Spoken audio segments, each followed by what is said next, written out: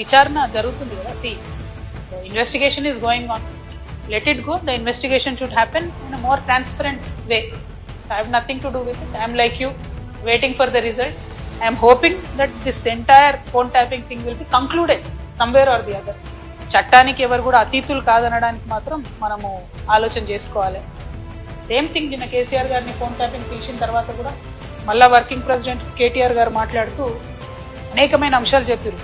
విచారణకు పిలవడం నేరము ఘోరము అన్నట్టుగా మాట్లాడినారు. నేనేమంటున్నా, ప్రజా జీవితంలో ఉన్నప్పుడు అనేకమైన అంశాలు ఉంటాయి, వాటి కాన్సిక్వెన్సెస్ ఫేస్ చేయాల్సి వస్తుంది. సో ట్రాన్స్పరెంట్ గా విచారణ కొనసాగడానికి అందరం కూడా సహకరించి ఈ అంశాన్ని ఎంత తొందరగా క్లోజ్ చేస్తే అంత మంచిది. అసలు మమ్మల్ని విచారణకే పిలవద్దు అన్నట్టు మాట్లాడుతుంది. అసలు ఆ సిచ్యువేషన్ ఎందుకు వచ్చింది? ఇన్ని రోజులు పిలవలేదు కదా కేసీఆర్ గారిని విచారణకు, ఇప్పుడు ఆ సిచ్యువేషన్ వచ్చింది కదా. ఆ సిచ్యువేషన్ ఎందుకు వచ్చిందో ఇప్పటికన్నా అంతర్గతంగా వాళ్ళు పరిశీలన చేసుకోవాలి. ఒకటి. రెండు, ఒకవేళ పిలిచిండ్రు అనుకోండి విచారణకు, పోక తప్పదు. ఇప్పుడు రేపు నన్ను పిలిచినా పోతాను. నన్ను కూడా అప్పుడు ఈడీ సిబిఐ పిలిస్తే పోయే కదా. చేసినా నేరం చేయలేదా అనేటటువంటిది నేను చేయలేదని నా మనసుకు తెలుసు, కానీ అది ప్రూవ్ అవ్వాలి కదా. ఇప్పుడు కూడా అదే జరుగుతుంది. సో చట్టానికి అందరం కూడా సహకరించాలి, పిలిచినప్పుడు పోతుంది.